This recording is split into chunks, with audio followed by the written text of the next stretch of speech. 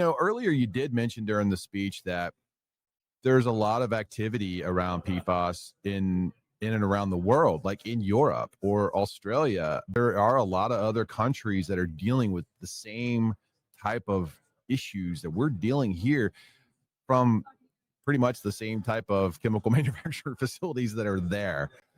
Have you been involved, or have you been able to talk to other country leaders, that are dealing with it, and what's their take on how they're addressing it?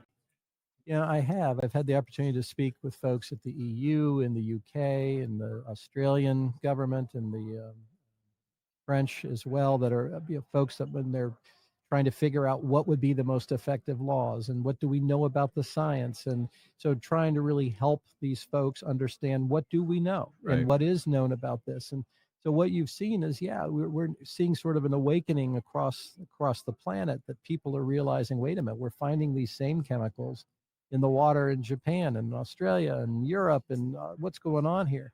And I think they're trying to grasp, is this the same stuff? Is it different from what we were dealing with in the US? And the laws are different. Their approaches are different. So you end up with varying approaches to how these other countries are trying to address it. I'm just trying to make sure I can do what I can to help them at least know what we know, and what information is available. Because in a lot of these places, when they find these chemicals, they're thinking, oh, this is something new. Nobody knows anything about it. We need to start doing all these studies. And no, we've got a lot of studies. We've got a lot of data. Let's move forward and not redo a lot of this.